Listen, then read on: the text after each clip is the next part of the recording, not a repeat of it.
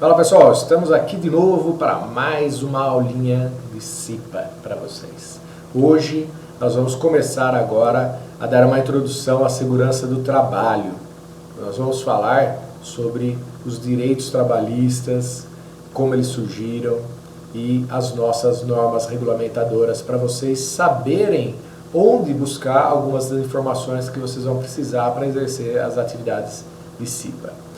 Mas vamos começar então entendendo os direitos trabalhistas, ou seja, desde que o homem surgiu na Terra, ele convive com o risco, né? E conforme vai evoluindo as tecnologias, o risco, alguns vão sumindo e outros vão surgindo, né? Você vê na agricultura, tinha risco de tomar picada de cobra, surgiu o trator, você fica lá protegido, mas o trator pode tombar, né? Então surgiu um outro risco. E quando nós tivemos o surgimento aí no mundo das indústrias, lá no século XIX, né, em 1802 mais ou menos, surgiram as indústrias, surgiu um novo método de trabalho e conforme o empregador e o trabalhador foram desenvolvendo esse novo método de trabalho, houve alguns conflitos, né?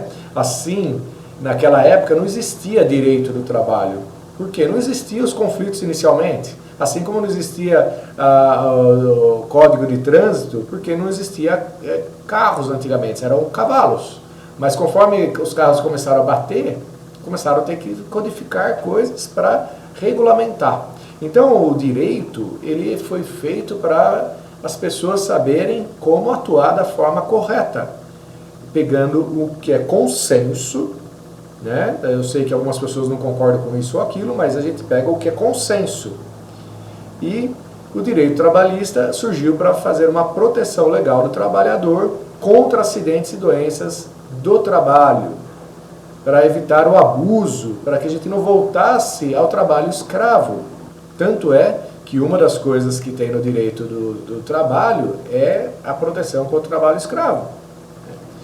E em 1802, surgiu na Inglaterra a primeira lei de proteção do trabalho. Vocês vão ver que Inglaterra, França, Alemanha, Estados Unidos surgem as primeiras leis, e hoje são grandes potências porque foram as primeiras a se tornarem industrializadas.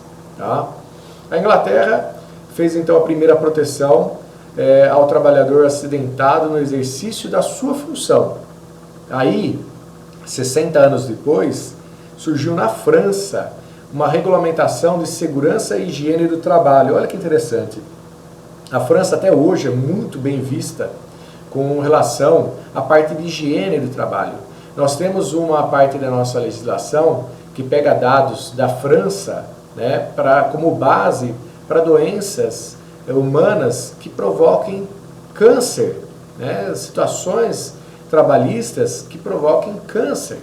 E são baseadas nas atualizações da França. Até a nossa lei fala, conforme atualizar, em 6 em 6 meses nós vamos atualizar aqui também. Em 1865, surge na Alemanha, e em 1921, surge nos Estados Unidos. Em 1919, surge a primeira lei de acidentes do trabalho no Brasil. Foi o Decreto Legislativo 3.724. Ou seja, 117 anos após as primeiras noções da Inglaterra. E na década de 40, o governo brasileiro, lá com Getúlio Vargas, surgiu a CLT.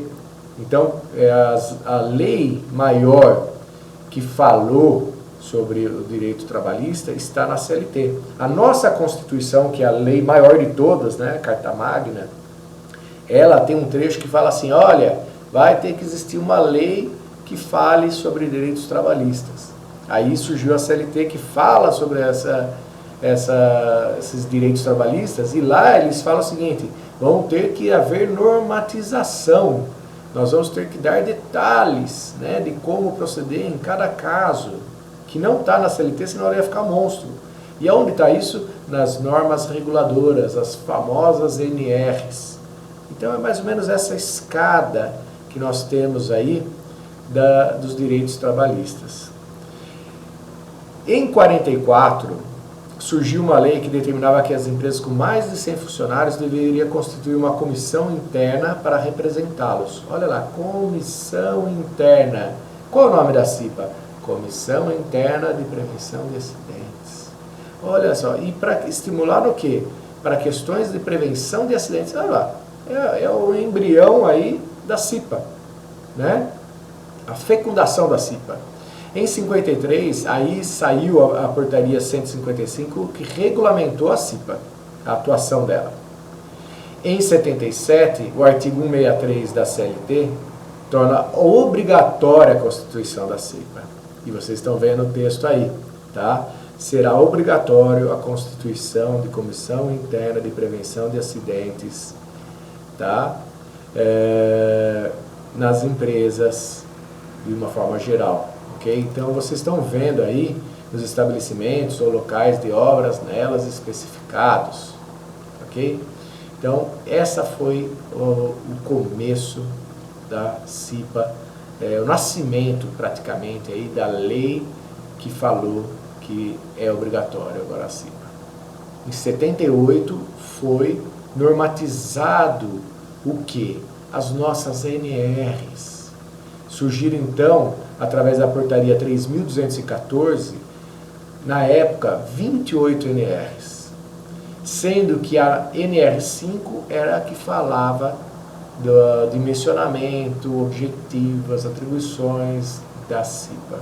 E nós vamos pegar a NR5 e vamos ler ela inteirinha para vocês.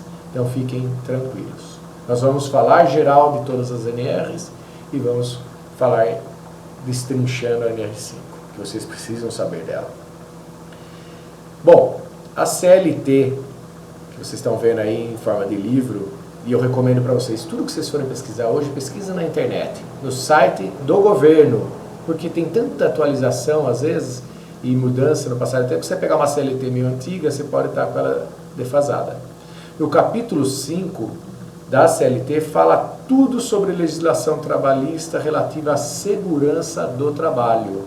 Tá? É o capítulo 5. Então vamos lá. O que são normas regulamentadoras? Tenho que seguir todas as normas? Quantas normas existem? Eu vou falar para você. Existem três divisões das NRs, se assim a gente pode dizer. As normas gerais, que são para todas as empresas, as normas específicas, que são para aquelas atividades, por exemplo, trabalho em altura, trabalho em espaço confinado, é para quem trabalha em altura. Se não tem trabalho em altura, não vai ser aplicado. E, por último, as normas setoriais, que são para setores específicos, né? Setor naval, setor de mineração, setor de construção civil, que a gente fala que é aplicável somente àquele setor. Porém, no direito existe uma coisa que é emprestar algumas normas para corrigir certas falhas ou lacunas, vacâncias da legislação. Então, se você vê lá um trabalho a quente de solda, eu tenho solda numa empresa qualquer, não é construção civil nem naval.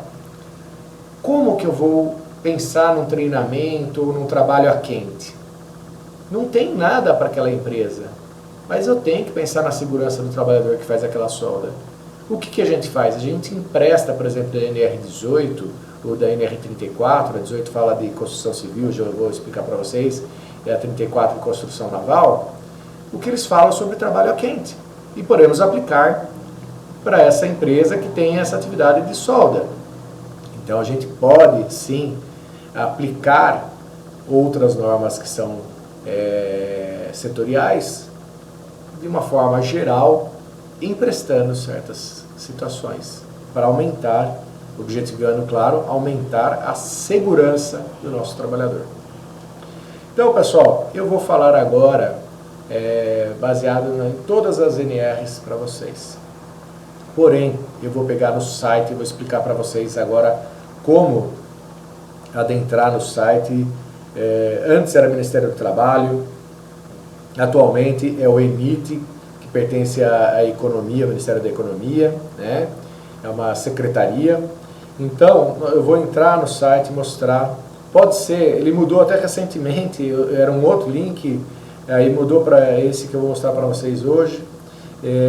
Pode ser que no dia que vocês estejam consultando, vocês precisem fazer uma busca no Google. Então, fiquem atentos a isso, tá? Mas eu vou mostrar direto na internet para que vocês possam entender melhor as NRs, principalmente porque elas estão passando por mudanças, e é interessante você saber o que é vigente e o que não é vigente, né? Porque tem algumas leis que a vigência é no futuro. A própria alteração da norma põe a partir de agosto, de tal ano, né? Dia tal, mês tal e tal ano. Ele te dá uma lacuna de tempo para que a empresa consiga se preparar, principalmente quando a mudança é grande, né? Atualmente nós estamos com o PGR, que é o Programa de Gerenciamento de Risco, que vai alterar muito, né? Então ele vai entrar em agosto. Eu estou hoje gravando em maio, então junho, julho, falta 3 meses aí para entrar praticamente, pelo dia que eu estou quase 3 meses certinho, tá? Então, veja bem, ele ficou 1 ano em vacância aí para as empresas se adequarem. Para daí, quando começar, não tem muita desculpa, tipo, não tive tempo e tal.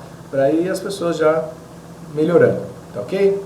Então, se prepara que no próximo vídeo eu vou começar a falar das normas regulamentadoras uma a uma. Se vejo no próximo.